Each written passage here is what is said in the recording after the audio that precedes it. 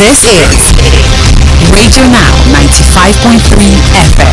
Come for the news, stay for informed conversations. President Bola Ahmed Tinubu has met with Christian and community leaders in Plateau State over reports from the U.S. government of killings targeting Christians in Nigeria.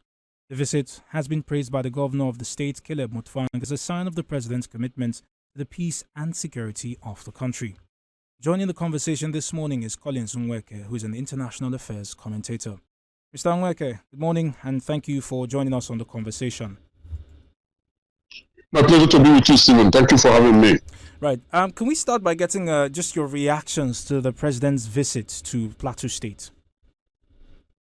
The visit is coming pretty late. As a matter of fact, Nigeria ought to know by now that reactive approach to some of these delicate issues don't work. They don't help Nigeria. However, better late than never. Now, it's fair to begin by acknowledging a painful truth.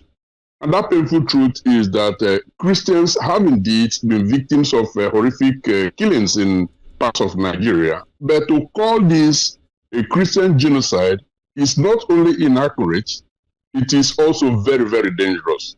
We face a complex national security crisis rooted in terrorism, banditry, farmer-herder conflicts, and criminality that have claimed lives across faiths.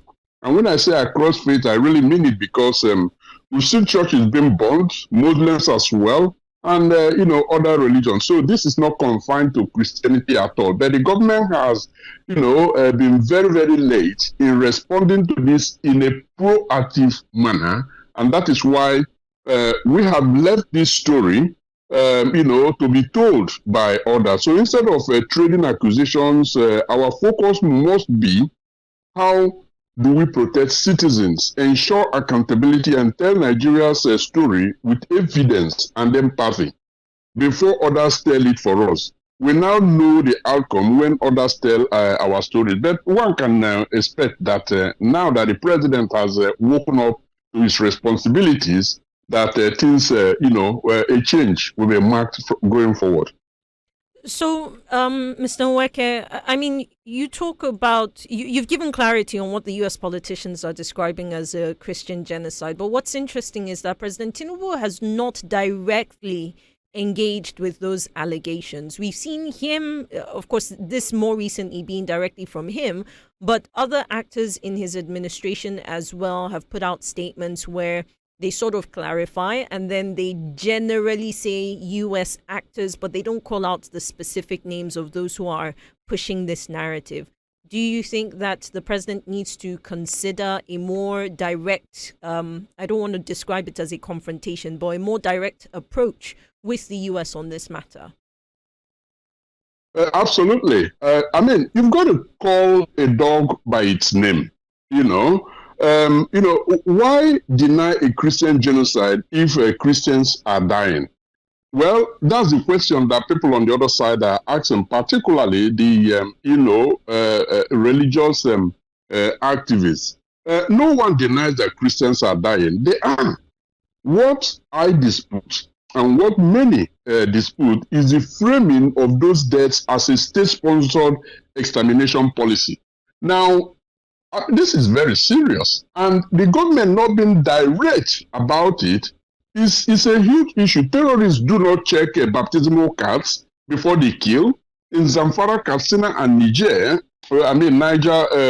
Niger State, overwhelmingly, Muslim communities are under siege. If we want truth, let's fight for justice for all victims, not selective outrage. And coming to the United States, they have, we have to realize this, that they have, legal tools to act.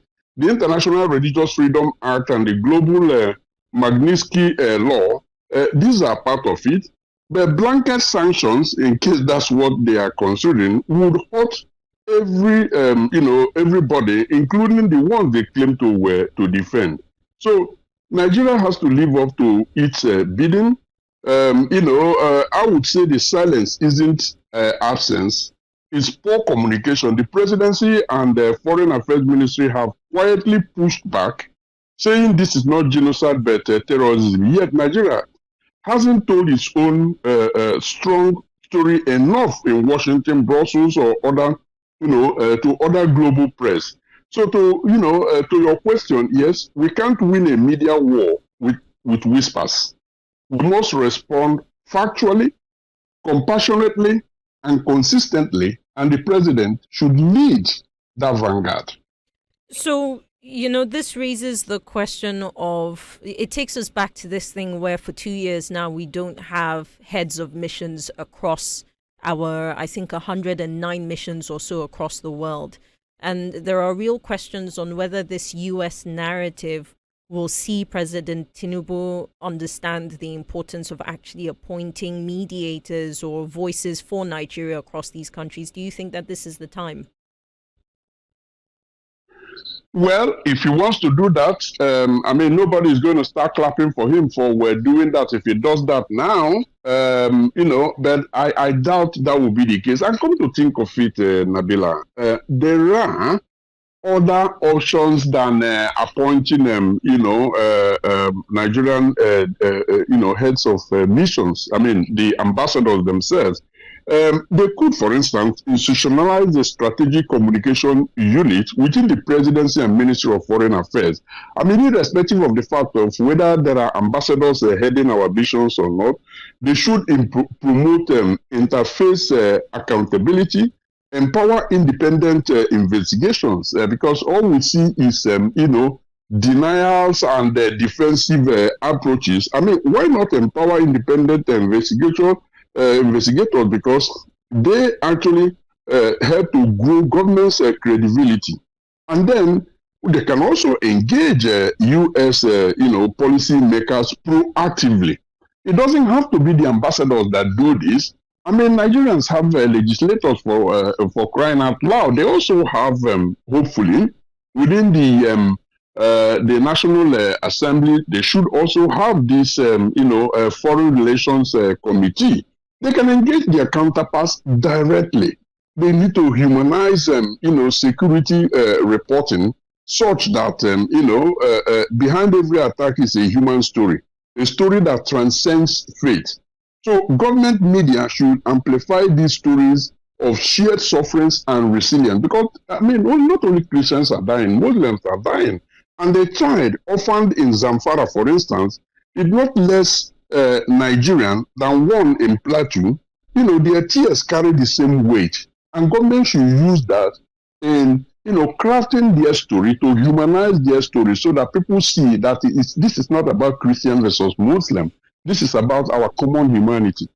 Mr. Nweke, just before we let you go, let's speak about what happens in the event that the U.S. politicians have their way. They're insisting on, I think at least one senator has talked about proposing some legislation in the U.S. that deals with this particular narrative. If at all we see a more confrontational United States of America, what's in store for our country? Well, like I said earlier, a blanket sanction would hurt the very people that the U.S. claim to defend.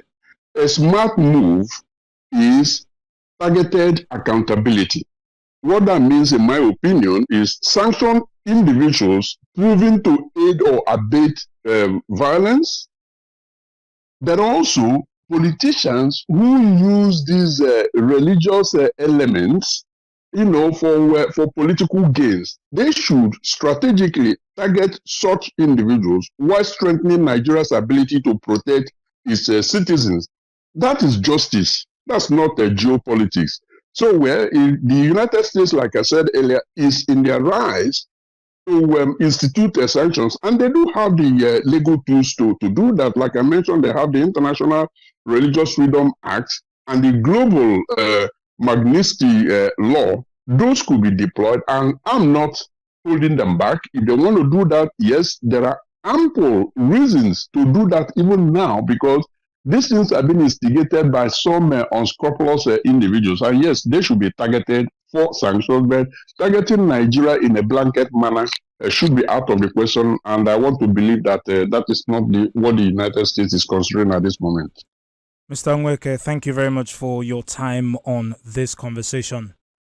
Collins Nweke is an international affairs commentator who joined us this morning to speak on President Bola Ahmed Tinubu's visit to Plateau State in the wake of reports from sections of the U.S. about a killing targeted at Christians in northern Nigeria. You're still listening to Radio Now 95.3 FM Lagos, your Beyond the News station. We urge you to stay tuned. The conversations continue on Now Breakfast. This is Radio Now 95.3 FM. Come for the news, stay for informed conversations.